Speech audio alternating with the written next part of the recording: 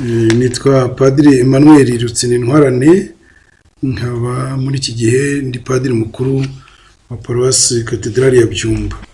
Nkuko mwabivuze, ejo bundi tariki 13 z'ukwa gatanu tuzifatanya n'isi yose mu guhimbaza umunsi w'umutima wa Bikira Mariya utagira inenge. Icyo gihe Kiliziya Gatolika ku isi yose izaba yizihiza imyaka 100 Bikira Mariya abonekeye abana Fatima, Lucia, François na Yacinthe. Twebwe rero tuzaba twishimira cyane ko babiri muri abo bana, Yacinthe na François Marteau, bazashyirwa mu rwego rw'abatagatifu.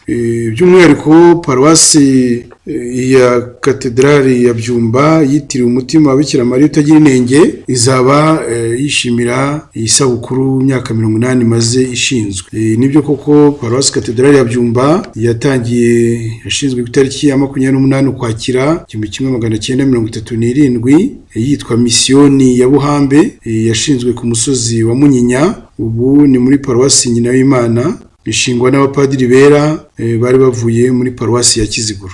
Yimukiye hano Ibyumba tariki ya 8 Gashyantare 1939. Paruwasi Katedrali ya Byumba ntabwo ari ingumba. Mu 1952 nibwo yibarutse misiyoni ya Rushaki. Misiyoni ya Buhambe yibarutse misiyoni ya Rushaki. Muri 1954 misiyoni ya Buhambe yibarutse misiyoni ya Bungwe.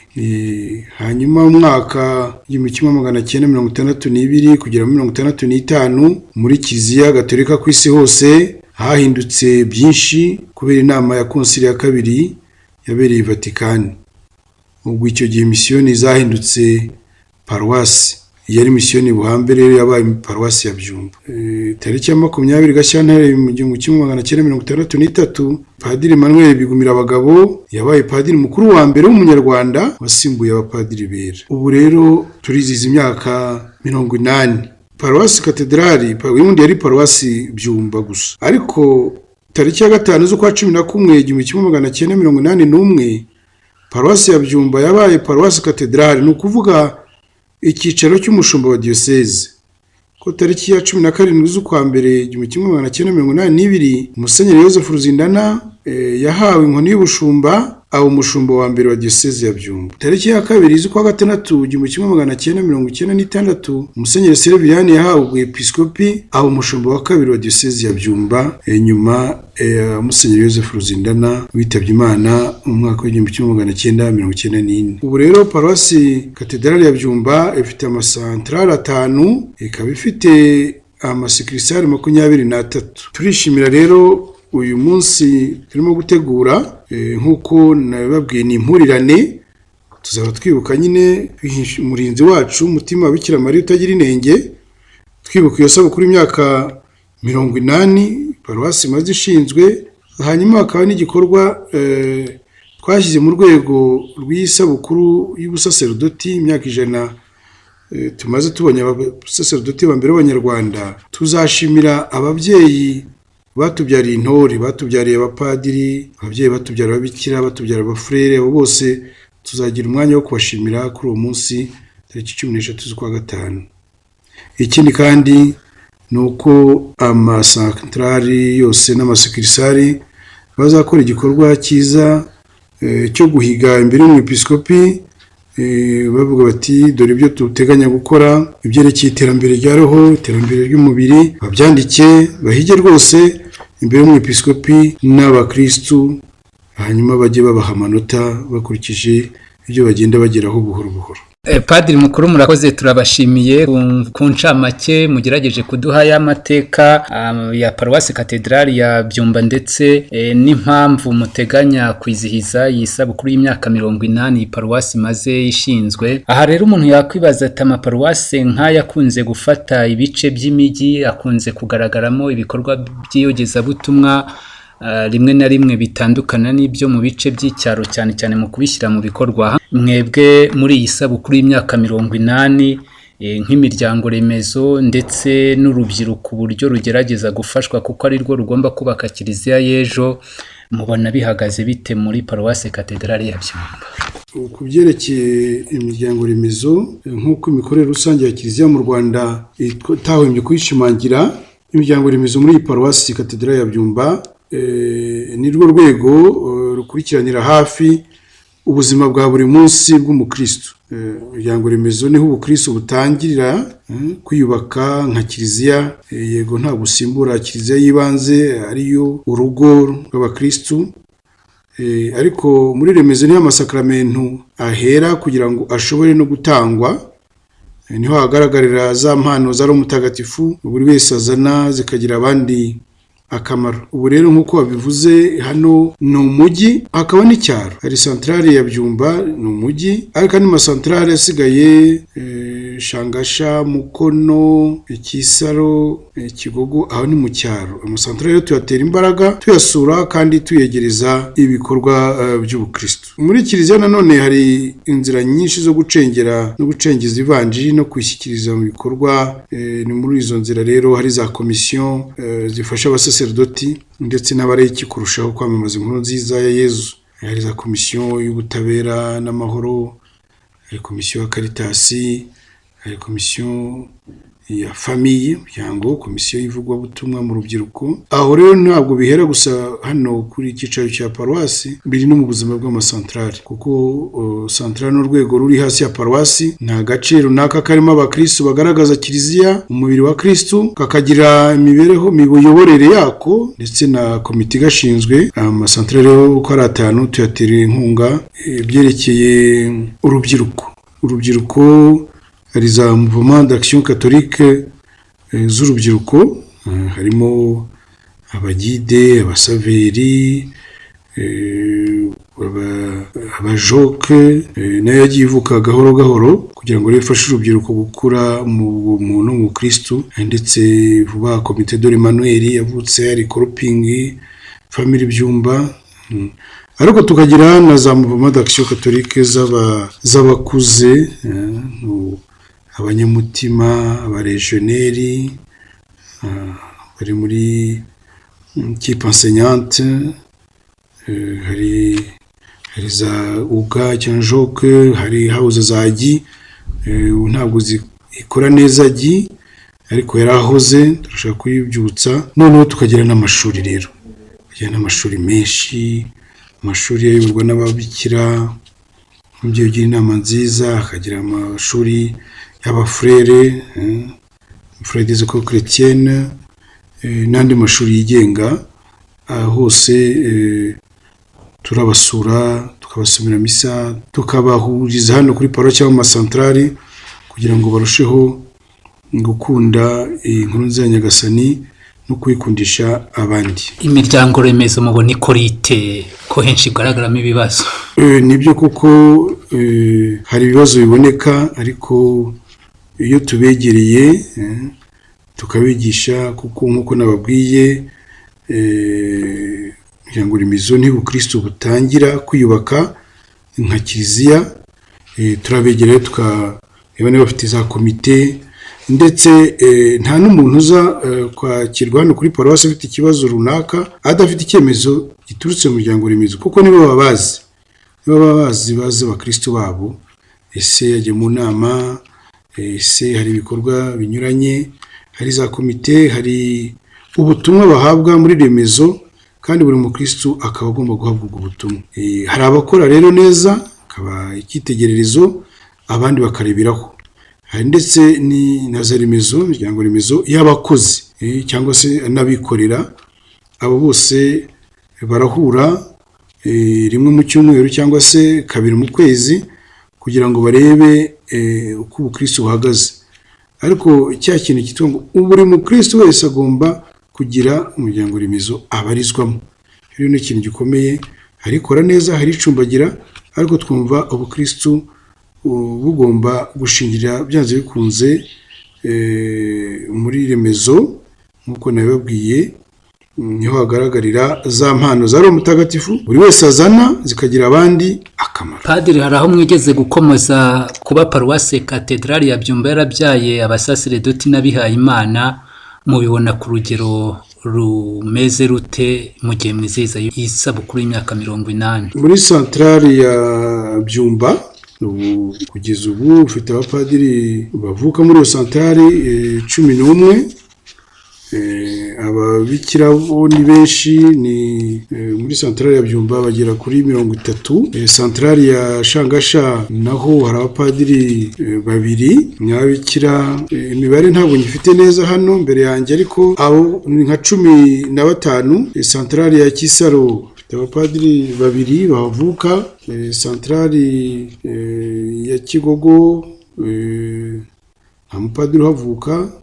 Santrali ya Mukono barahari 2. Mbese muri bose ejo bundi tariki 16 z'ukwa gatanu abo babyeyi tuzashimira batubyariye intore, ni ukuvuga abapadiri, abafurere, ababikira, tuzahishimwa abantu 80. Urumva rero ko ni rwose ni impamvu yo kwishimira izo ngabire z'Imana zavutse hano muri Paruwasi Katedrali ya Byumba. Padiri, tujya tugira mu mategeko ya Kiliziya aho tubwirwa nk'abakristo kujya twibuka gutanga ituro rya Kiliziya uko umwaka utashye.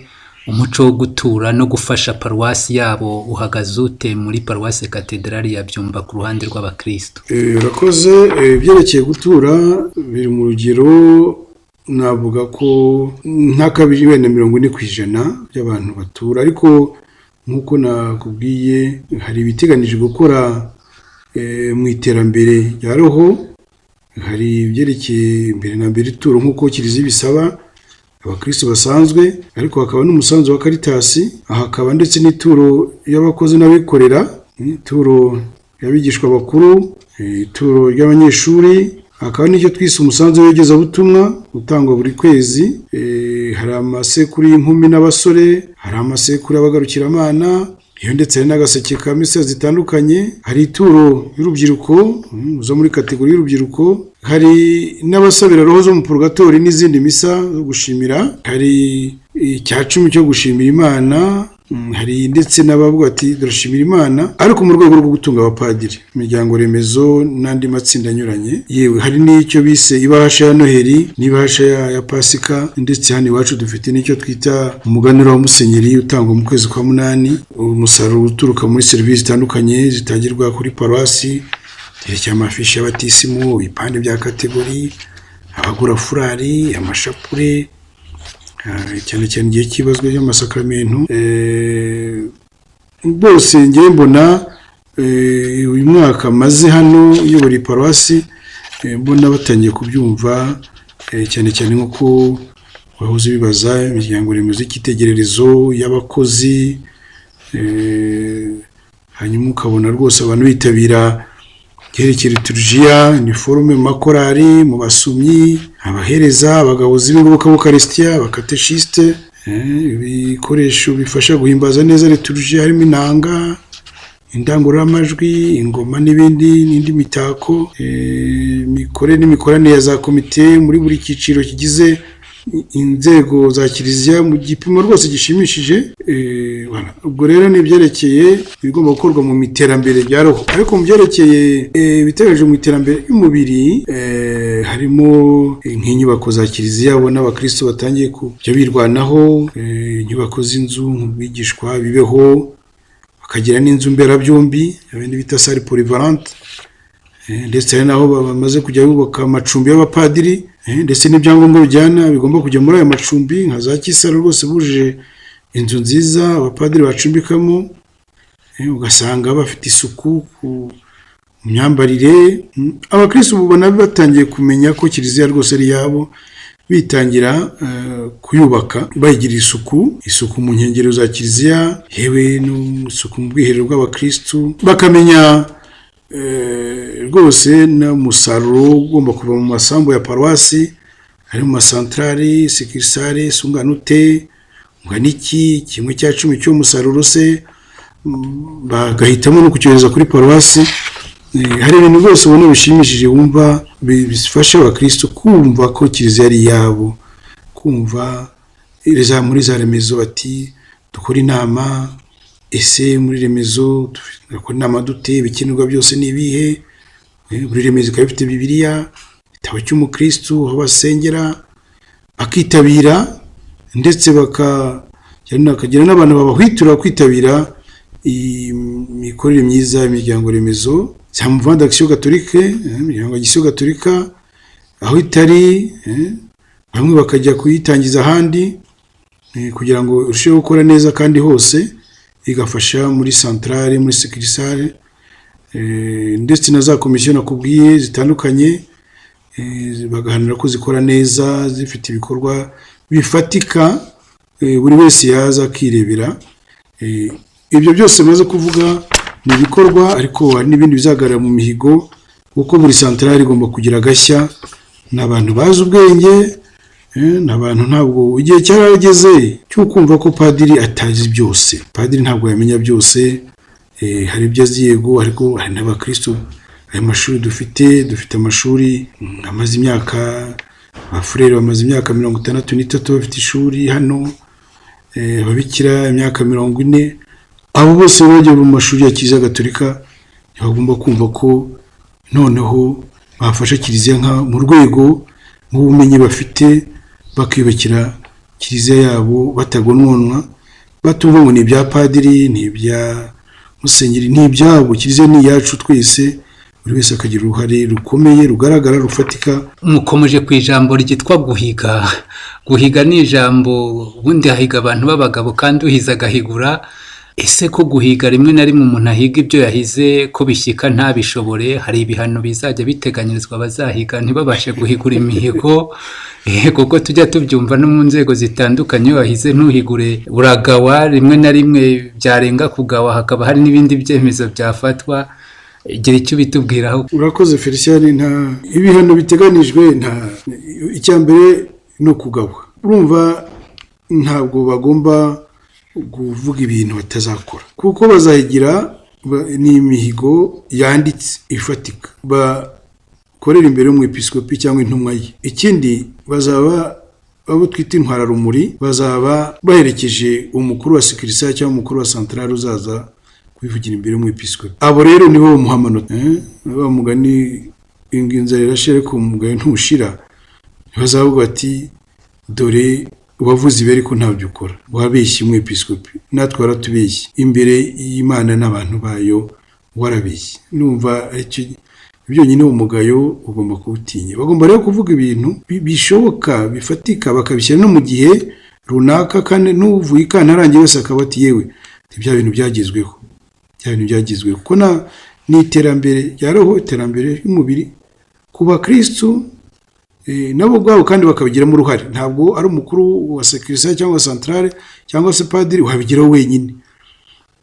Ntabwo tekinika rero kugomba kubamo, ubona kuvuga ibintu bishoboka bitewe n'ubushobozi bw'ahantu uri, bitewe n'ubushobozi bw'abantu batuye iyo centrale cyangwa securisale. None buri wese akabigiramo uruhare, kandi buri wese akazagira n'umwanya wo kugenzura, yewe ndetse no gutanga ayo manota ati yewe ati mureke twikubita agashyi, cyangwa se dushyira imbaraga ahangaha. Ndetse mu bazatumirwa hari n'abantu b'abakristo ba paruwasi ya Byumba baba mu gihugu hirya no hino ndetse no mu mahanga. Ati dore ibyo twemeye rero gukora, ariko nimudufashe. Abo bose ni ukugira ngo bumve ko Kiliziya rwose ari yabo, kandi bagomba gukora ibintu, kuvuga ibintu bazakora, bazashobora. Noneho hari n'urugendo shuri ziteganyijwe kugira ngo barebe uko abandi bakora. Nasanze mu giturage iwacu abakristo badakunda amadisikuru, bakunda ibikorwa. Batari ko uriya kuki akora biriya kandi nta cyane ndusha, kananye gerageze. Naho rero navuze nti reka turebe ibyo abakristo bashobora gukora, bashobora no gukopera ati ibunaka bakoze ibi, bari turegeranye, ese amaboko bayavanye he, ese izo mbaraga. Noneho ugasanga ari ikintu cyiza gituma abantu batera imbere, bagenda ndetse basa n'abarushanwa, ariko bagakora ibintu byiza bumva ko ari ibyabo. Ntihazagire umuntu uturutse ikantarange, murabona twebwe abapadiri turi abahisi, turi abagenzi, ngo hato atazaza undi akavanga cyangwa se akabatubira ibintu bakoze biyushya kuya, ugasanga basubije inyuma. Ikindi rero ni ugukorana mu mucyo, wa mucyo wo kwanga ntubeshye abantu byo utazashobora. Ikindi ukavuga uti n'abakristo bagira ese niba ari amaturo nk'uko twatangiye tubivuga, aya maturo acungwa nande, acungwa ati? Ese batanga raporo bavuga ati mva abakristo batuye dore uko yakoreshejwe. Ibi ni mbese bigakorwa mu mucyo, bigatuma abakristo barushaho kutwizera no kutwegera. Ikindi bakadutungira n'agatoki, kavuga ati ibi ntabwo ari byo mwakosora ibi nabibonye ibunaka kandi nabonye bigenda neza. Ndagira ngo rwose mbatere ishyaka cyangwa se ishyaka kugira ngo bumve ko nabo bashobora kwiteza imbere mu bushobozi bwabo, mu mbaraga bafite, mu ngabire Imana yatugeneye. Hari ikibazo kigenda kigaragara hirya no hino mu maparuwasi, aho usanga abakristo bajarajara, ejo ugasanga bavuye muri Kiliziya Gatolika bagiye aha bakajarajara, bikazatinda bakagaruka. Iri jarajara rihagaze rite muri katedrali ya Byumba? Ariko ubwo muhite munafatiraho munatubwire na bimwe mu bibazo mubona bibaremereye mu iyogezabutumwa ndetse n'uburyo mugenda mushaka ingamba zo kubikemura. Urakoze. Abajarajara bo barahari, ubundi akavuga ati yari reka njyeyo mbone indonke kubera ibintu, bakunda ibintu cyane, ariko barabagenda bakanagaruka. Ibyo ntibigutangaze rwose, mpora nabo ugasanga kamwe tumba nagiye muri aba ndanga kuvuga amazina yabo ariko nasanze yewe ntabwo bazi Bikira Mariya, yewe ntabwo bazi gushengerera, akambwira ibintu byinshi ubukungu dufite muri Kiliziya Gatolika. Noneho ati ndagarutse n'icyore nugiye kumenya nk'akakano kozi ibirahuri by'imodoka imvura yaguye bita essuie-glace. Ubwo rako ati ngarutse rwose wese. Urumva rero tumuha umwanya wo kumwigisha, kongera kumukundisha ibyiza bya Kiliziya Gatolika. Ibyo biriho, ariko natwe tugomba gutanga ingero nziza, kuko akenshi iyo tutabereye abandi abantu batanga urugero rwiza ngo tubatere inyota, niba twigana natwe tubaganishe ku Mana, tubabere inzira igana Imana, aho kubaberera ingusho cyangwa se imitego bagusha mu byaha. Natwe rero tugomba kwikebuka tukamenya imyitwarire yacu nk'abakristo, uko utubona rwose yagombye kutwigana, natwe tukamuganisha ku Mana, tukamubera inzira igana Imana. Ibibazo rero byo birahari. Hari ibibazo mbere na mbere byerekeye kumenya neza Kiliziya Gatolika, niyo mpamvu tugomba kubahugura kenshi gashoboka. Ibibazo birahari byerekeye amikoro y'abakristo bacu, ibibazo birahari byerekeye imyumvire, ibibazo birahari byerekeye ikintu cyo kugenda mu kigare gukurikira abandi.